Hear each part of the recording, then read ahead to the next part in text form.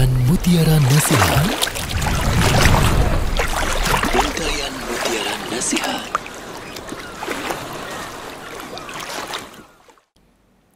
Assalamualaikum warahmatullahi wabarakatuh. Innal hamdalillah nahmaduhu wa nasta'inuhu wa nastaghfiruh wa na'udzu billahi min shururi anfusina wa min sayyiati a'malina. Man yahdihillahu fala mudilla lahu wa man yudlil fala hadiya lahu. Asyhadu an la ilaha illallah wahdahu la syarika lah wa asyhadu anna Muhammadan abduhu wa rasuluh. Allahumma salli wa sallim wa barik ala nabiyina Muhammadin wa ala alihi washabbihi ajma'in. Kepada kaum muslimin dan muslimat yang mudah-mudahan dirahmati oleh Allah Ta'ala, saya akan menjelaskan keutamaan orang miskin yang sabar. Jadi ketika Allah menakdirkan seseorang itu atau satu keluarga itu miskin atau fakir, maka dia jangan bersedih, jangan dia berduka cita, jangan dia putus asa dari rahmat Allah yang sangat luas. Ini Allah takdirkan demikian, kita harus sabar. Kita tetap sebagai seorang hamba, Allah ciptakan kita untuk ibadah kepada Allah. Wa ma khalaqtul jinna wal insa illa liya'budun. Tidak aku ciptakan jin dan manusia untuk beribadah kepadaku. Beribadah kepada Allah. Kita wajib melaksanakan ibadah kepada Allah. Meskipun kita fakir, meskipun kita miskin, meskipun kita papa, tetap kita wajib untuk menegakkan ibadah kepada Allah. Kita masih bisa sholat, bisa puasa, bisa membaca Al-Quran, masih bisa sholat sunat, masih bisa sholat tahajud, sholat duha, berzikir, berdoa, dan masih banyak amal-amal yang bisa kita laksanakan. Menuntut ilmu syar'i, membaca buku yang bermanfaat. Ini kenikmatan luar biasa yang wajib kita syukuri. Meskipun kehidupan kita sangat-sangat sempit. Ini udah takdir Allah. Karena Allah SWT ada orang yang diluaskan rezekinya oleh Allah, ada yang disempitkan. Jadi Allah itu yabsutur rizqa liman yasha wa yaqdir. Jadi ada orang-orang yang diluaskan rezekinya oleh Allah, ada yang disempitkan. Ada beberapa ayat Allah sebutkan dalam Al-Quran. Kita harus sabar, karena kekayaan yang sebenarnya bukannya dengan banyaknya harta, tapi kekayaan yang sebenarnya menurut Rasulullah SAW kaya hati. Nabi bersabda sallallahu alaihi wasallam, "Laisal ghina an kathratil 'arad, walakinnal ghina ghinan nafs." Nabi bersabda, hakikat kaya bukan dengan banyaknya harta benda, namun kaya yang sebenarnya adalah kaya hati, merasa ridho dan cukup dengan rezeki yang Allah karuniakan. Hadis ini sahih, diriwayatkan oleh Imam Ahmad, Imam Bukhari, Muslim, dan Ibnu Majah dari sahabat Abu Hurairah radhiyallahu an. Nabi menyebutkan di sini, perhatikan, Nabi menyebutkan di sini, laisal ghina an kathratil 'arad, walakinnal ghina ghinan nafs. Bukannya kaya itu banyaknya harta benda, bukan. Tapi yang dikatakan kaya yaitu kekayaan hati. Dia merasa cukup, ridho dengan rezeki yang Allah berikan, meskipun pas-pasan, meskipun sempit dia. Ini hadis sahih riwayat Imam Ahmad, Bukhari, Muslim, dan Ibnu Majah. Kata Al-Hafidz Ibnu Hajar Al-Asqalani rahimahullah yang wafat tahun 852 Hijriah, beliau berkata dalam kitabnya Fathul Bari ketika menjelaskan hadis ini, kata beliau, orang yang disifati dengan kaya hati yaitu orang yang merasa cukup atas apa yang telah Allah rezekikan kepadanya, tidak tamak dalam menambah harta tanpa ada kebutuhan, dan tidak meminta-minta, tetapi dia redho terhadap apa yang Allah berikan kepadanya, seakan-akan ia orang yang punya, artinya orang yang kaya selamanya. Sedangkan orang disifati dengan miskin hati, yaitu lawannya, tidak merasa cukup atas apa yang Allah berikan kepadanya, bahkan ia selalu meminta lebih dengan segala cara yang mungkin dilakukan. Lalu jika ia tidak dapat apa yang diminta, lantas dia bersedih dan menyesal, seakan-akan ia orang fakir harta dan tidak kaya, karena tidak merasa cukup dengan apa yang Allah berikan. Kemudian kata beliau lagi, kekayaan hati tumbuh dari sikap ridho kepada ketentuan Allah, kepada takdir Allah, dan tunduk terhadap perintah-perintahnya. karena mengetahui bahwa apa yang di sisi Allah itulah yang lebih baik dan lebih kekal. Ia berpaling dari meminta-minta. Ini disebutkan oleh Al-Hafidz Ibnu Hajar di dalam kitabnya Fathul Bari Syarah Sahih Bukhari di juz yang ke-11. Jadi kekayaan hati itu yaitu dia merasa cukup, redho dengan apa yang Allah berikan, dan dia husnudzon kepada Allah, berbaik sangka kepada Allah dengan apa yang Allah takdirkan buat dia, itu yang terbaik buat dia. Dan dia punya harapan yang besar, yaitu apa? Apa yang di sisi Allah itu lebih besar, lebih baik, lebih kekal. Itu yang diharapkan, bukan dunia. Dunia nggak ada arti apa-apa. Makanya Nabi SAW ketika memberikan kabar gembira kepada para sahabat radhiyallahu anhum ajma'in, yang rata-rata para sahabat orang-orang fakir dan miskin, Nabi SAW menyebutkan dengan kabar gembira kepada para sahabat, fa'abshiru wa ammilu ma yasurrukum fa wallahi mal faqra akhsha alaikum walakinni akhsha alaikum an tubsata ad-dunya alaikum kama busitat ala man kana qablakum fatanafasuha kama tanafasuha wa tuhlikakum kama ahlakathum. Kata Nabi SAW, bergembira kalian dan berharaplah apa yang menyenangkan kalian. Demi Allah, bukan kefakiran yang aku khawatirkan sekalian, tetapi aku khawatir jika dunia, kekayaan dibentangkan, diluaskan sekalian sebagaimana pernah dihamparkan atas orang-orang sebelum kalian. Kemudian kalian berlomba-lomba memperoleh kekayaan itu seperti yang mereka lakukan, dan akhirnya kekayaan itu membinasakan kalian sebagaimana telah membinasakan orang-orang sebelum kalian. Hadis ini sahih, diriwayatkan oleh Imam Bukhari, Muslim, dari sahabat Amr bin Auf Al-Ansari radhiyallahu anhu. Nabi bersabda, mal faqra akhsha alaikum walakin akhsha an tubsata dunya alaikum kama busitat ala man kana qablakum fatanafasuha kama tanafasuha fatulikakum kama ahlakathum. Bukannya kefakiran yang aku khawatir kalian. Nabi nggak takut umat yang fakir, Nabi nggak takut umat miskin, tapi yang aku khawatirkan kepada kalian, kata Rasulullah SAW, dibukakan pintu dunia, dibuka pintu dunia ini. Kalian kejar-kejaran masalah dunia, masalah harta, sehingga dunia dan harta ini membinasakan kalian sebagaimana dunia dan harta ini membinasakan orang-orang sebelum kalian. Hadis ini sahih dari Bukhari dan Muslim. Ya, Nabi SAW mengatakan, Nabi yang khawatir, Nabi nggak takut kalau umatnya ini miskin, fakir, Nabi nggak takut. Tapi yang Nabi khawatir, umatnya ini dibuka semua pintu-pintu dunia ini. Dia kejar-kejaran masalah dunia, sehingga dengan itu apa? Binasa dia. Banyak orang-orang kaya yang dia lupa dia dengan apa tugas dia di muka bumi ini. Dia malah mengejar dunia, ditinggalkan sholatnya, ditinggalkan puasanya, ditinggalkan ngaji, baca Al-Quran, dan yang lainnya.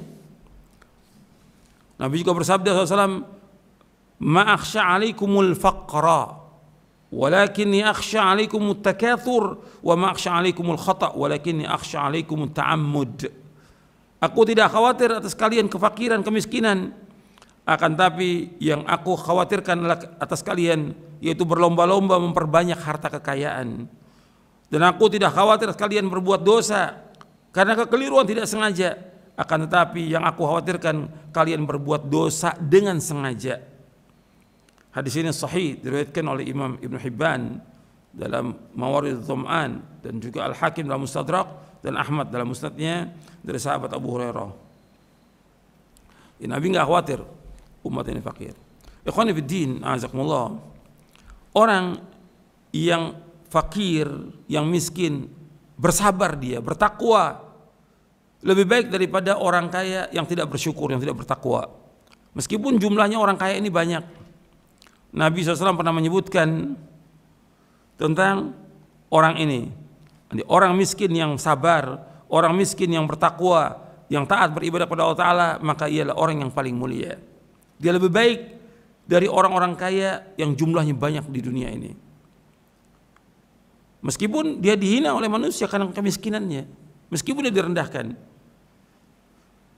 Ada satu riwayat yang sahih dari Sahal bin Sa'ad As-Sa'idi radhiyallahu an, disebutkan kemudian lewat. Jadi ada orang lewat, yang satu orang kaya, satu orang miskin. Kemudian lewat seorang laki-laki fakir dari kaum muslimin. Maka Rasulullah SAW bertanya kepada para sahabat, bagaimana pendapat kalian tentang orang fakir yang lewat tadi?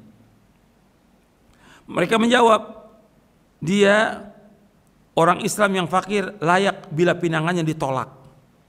Apabila minta pertolongan tidak ditolong, bila berkata tidak dengar, karena miskin.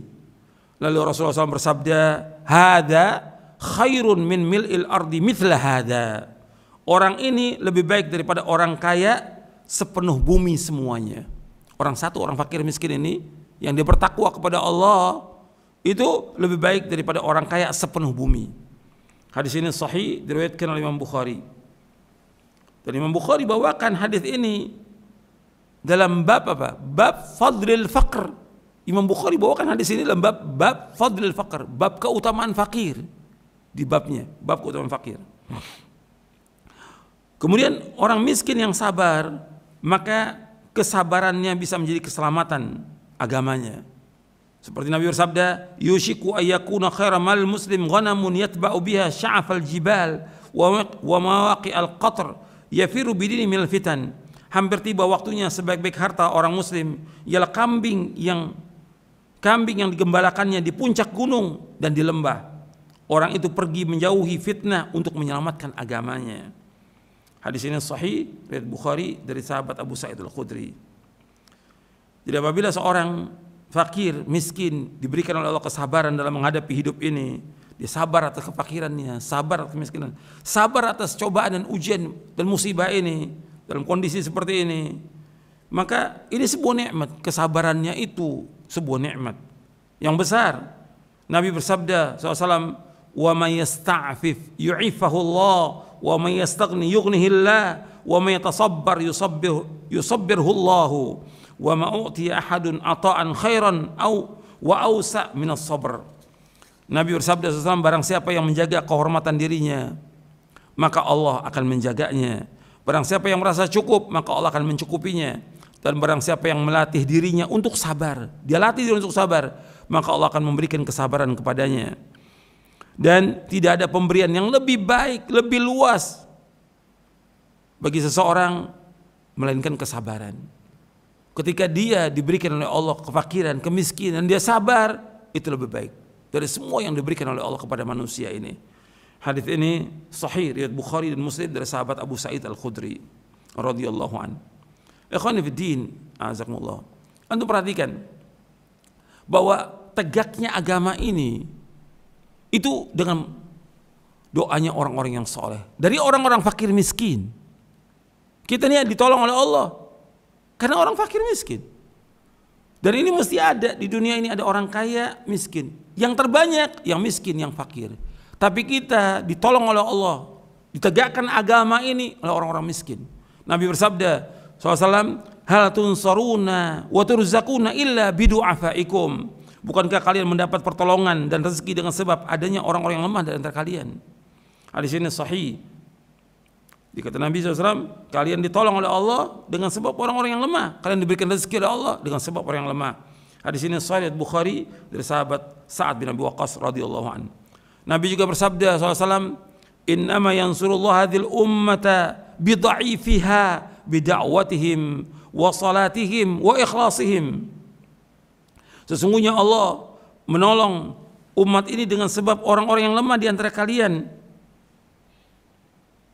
Sesungguhnya Allah menolong umat ini dengan sebab orang-orang yang lemah di antara kalian, yaitu dengan salat mereka, dengan doa mereka, dengan salat mereka dan keikhlasan mereka.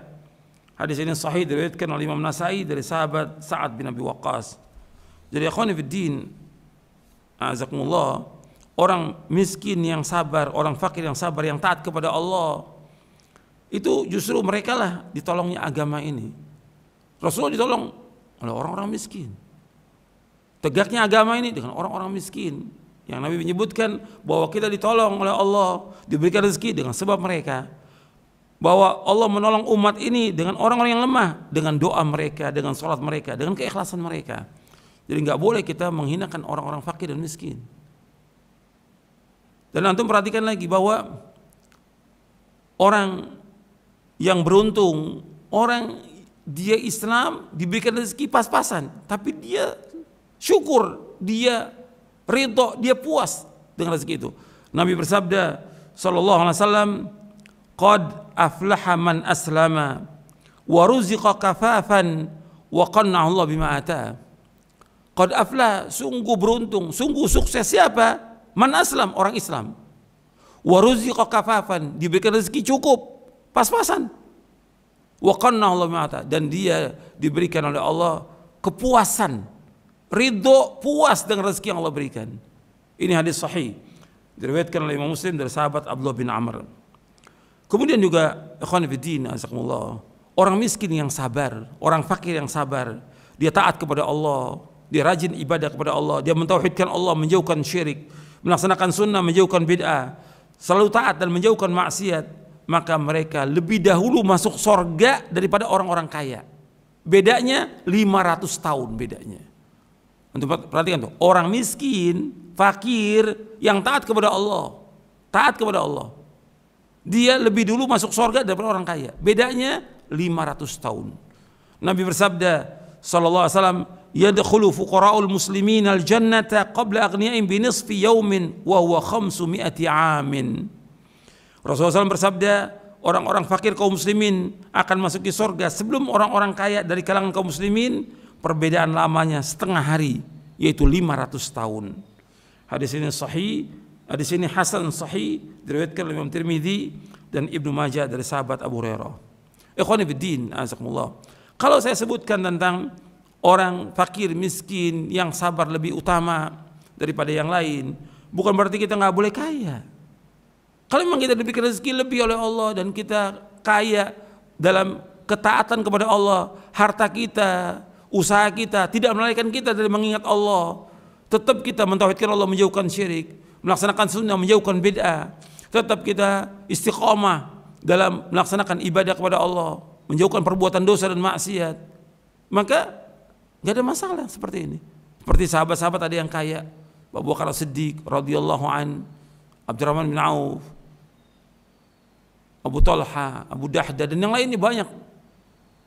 Utsman bin Affan radhiyallahu an.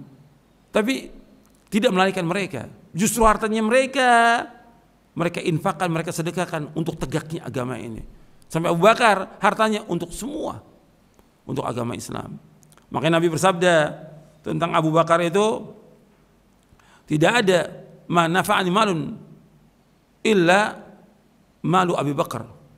Tidak ada sesuatu harta yang bermanfaat bagiku melainkan hartanya Abu Bakar. Ma nafa'ati malun qat illa malu Abu Bakar. Enggak ada harta yang lebih bermanfaat bagi aku untuk menegakkan agama ini kecuali hartanya Abu Bakar As-Siddiq radhiyallahu an. Karena dia menginfakkan hartanya semua untuk jalan Allah Taala. Yang ditinggalkan hanya Allah dan Rasulnya sallallahu alaihi wasallam. Abu Bakar As-Siddiq radhiyallahu an. Makanya harta yang terbaik bagi siapa? Kalau memang orang itu soleh, kekayaan ada pada orang itu baik. Kenapa?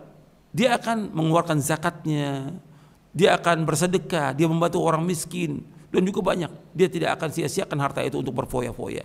Maka Nabi bersabda SAW tentang orang yang seperti ini, ni'mal malus salih lirrajulis salih. Sebaik-baik harta yang baik itu untuk orang yang soleh. Jadi kekayaan ini yang terbaik bagi orang yang soleh. Karena orang soleh banyak orang fakir yang miskin yang dibantu oleh dia. Hadis ini sahih, diriwayatkan oleh Imam Ahmad, At-Tahawi dalam Syarah Mushkil Athar, Ibnu Hibban, dan yang lainnya. Bahkan Nabi pernah mendoakan sahabatnya, pelayan yang membantu beliau 10 tahun, yaitu Anas bin Malik radhiyallahu an.